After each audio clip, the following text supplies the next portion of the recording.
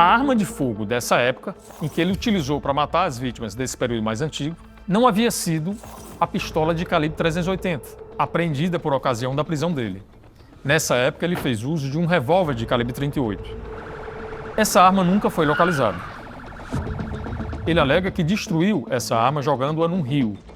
Nós decidimos solicitar ao Instituto de Criminalística exame de comparação balística entre todos os elementos de munição removidos dos corpos daquelas 8 vítimas do período antigo.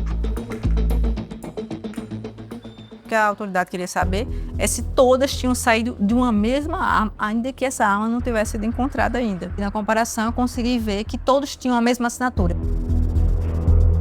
O que dá para dizer é que a mesma arma assassinou as 8 pessoas entre 2019 e 2020, mesmo não tendo a arma. Isso. A mesma arma foi utilizada nas mortes das 8 vítimas. Uma assinatura só de uma arma calibre .38.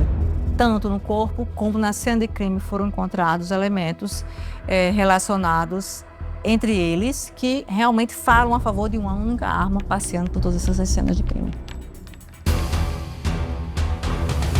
No caso dos homicídios antigos, nós reabrimos as investigações que já estavam sendo arquivadas, exceto uma que já estava na iminência de um júri, que é o caso da senhora Genilda. Fomos ao Poder Judiciário conversar com o juiz e o promotor do caso, explicando essa nova prova que apareceu diante dessa investigação do caso do serial killer, né? Promotor que diga-se que não queria nem retirar o processo de pauta, porque para a promotoria existia prova mais do que suficiente para levar o acusado ao plenário do júri. O promotor em questão é Antônio Vilas Boas. Num primeiro momento, 3 irmãos foram indiciados e denunciados por homicídios que o Albino cometeu e o Albino estava aí, à solta. Errou, mas acertou. E acertou a tempo. A tempo, doutor? A tempo. A polícia foi levada a erro, a bem da verdade. Porque a polícia, ao indiciá-lo, teve como prova o depoimento do neto da vítima, que acompanhava sua avó quando for assassinada.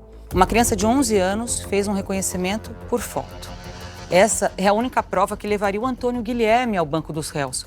Por que o Ministério Público denunciou o Antônio Guilherme com uma prova tão frágil? Na sua avaliação, havia indícios suficientes? Não. Até então, o Ministério Público estava convencido. E tanto estava convencido que o denunciou. Há 8 dias de um júri, esse rapaz poderia ter sido condenado por um homicídio que ele não cometeu. Isso é grave, né? Poderia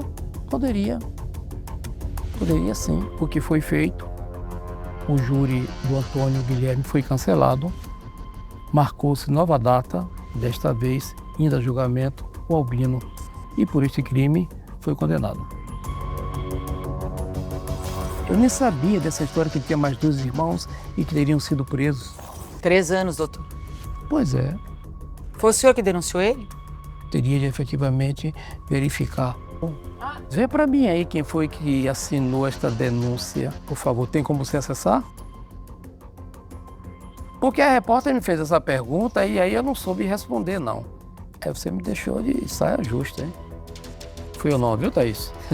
Foi o doutor Tiago quem fez a denúncia contra o Antônio. Eu não posso efetivamente responder por ele. Eu vou perguntar pro doutor Tiago. Ele tá onde hoje? Tá aí fazendo esse júri. Tá. Um testemunho de uma criança de apenas 11 anos que fez um reconhecimento por foto. Só tinha isso no processo. Não é muito frágil para levar alguém para o banco dos réus? O senhor não se questionou ali se não faltavam provas naquele inquérito policial? Olha só, eu não me recordo muito bem agora, né, desse inquérito, realmente. A lei afirma isso, né, para iniciar uma ação penal contra alguém, basta indícios de autoria. Tanto é que havia indícios de autoria que foi recebido pelo juiz. Tanto é que havia indícios que foi depois na instrução, houve a pronúncia. Porque um inocente ficou 3 anos na cadeia. Pois é. Uhum. É grave, né? Uhum. E aí depois começaram a colocar outros crimes na conta desse inocente.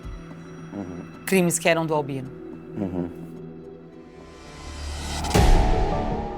Daqui a pouco, no DOC Investigação, o que os familiares pensam? A polícia não identificou um serial killer aqui porque é uma área de pobre. Se fosse numa região rica, a polícia teria agido antes. Isso é verdade ou não?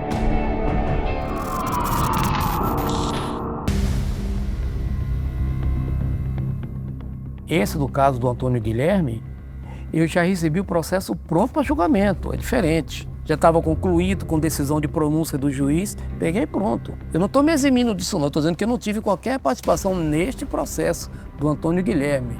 Eu só recebi para o júri. Tinha um serial killer à solta, matando. Onde é que a polícia erra? Onde é que o Ministério Público erra? Onde é que a Justiça erra? Somos falíveis de equívocos e de erros, né? Isso é normal, isso não acontece no estado de Alagoas tão somente. Foi uma sucessão de erros, né? Iniciando ali pela família, que sugestionou a criança e acabou por confundir e contaminando todo o inquérito policial, e da autoridade policial, que não teve a diligência necessária para apurar a veracidade daquelas informações. Isso foi ratificado pelo Ministério Público de Alagoas e chancelado pelo Poder Judiciário. Por que escolheram os irmãos Antônio? Escolheram por conta do histórico criminal que eles possuíam anteriormente. Mas ressalto que nenhum desses delitos anteriores eram delitos contra a vida, ao passo que existia um assassino em série solta praticando outros delitos.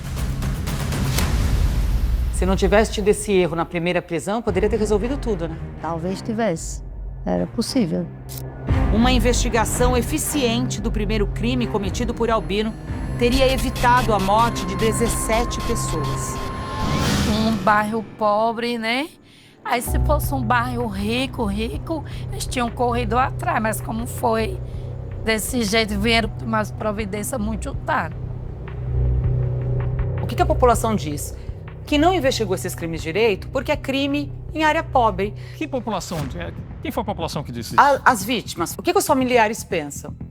A polícia não identificou um serial killer aqui porque é uma área de pobre. Se fosse numa região rica, que tivesse um atirador agindo com uma imagem, mesmo que não fosse do momento do tiro, a polícia teria agido antes. Isso é verdade ou não?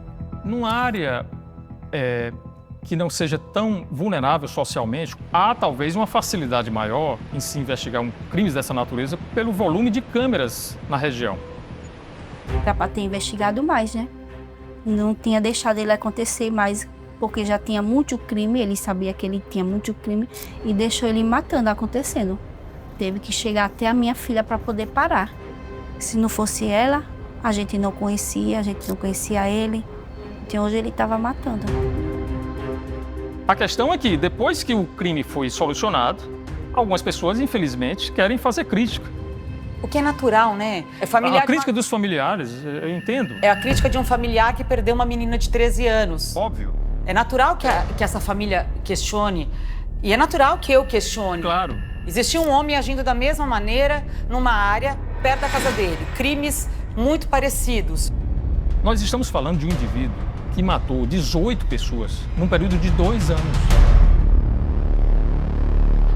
Ele não é para estar no meio da sociedade de jeito nenhum. Se ele sair, ele faz tudo de novo. Um cara dissimulado, um cara perigoso, é o maior, de forma comprovada, serial killer aqui do estado de Alagoas. Qual é a sua linha de defesa? A minha linha de defesa, eu até me sinto constrangido de falar. A linha de defesa que eu uso é uma defesa aquela que o povo chama de enchimento de linguiça. É difícil para qualquer advogado defender alguém que ceifou uma vida.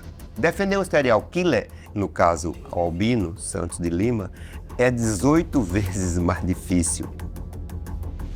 A defesa dele solicitou que ele fosse submetido a um exame psiquiátrico, alegando que ele seria supostamente doente mental. Mas os exames psiquiátricos atestaram que ele tinha plena consciência do que fazia.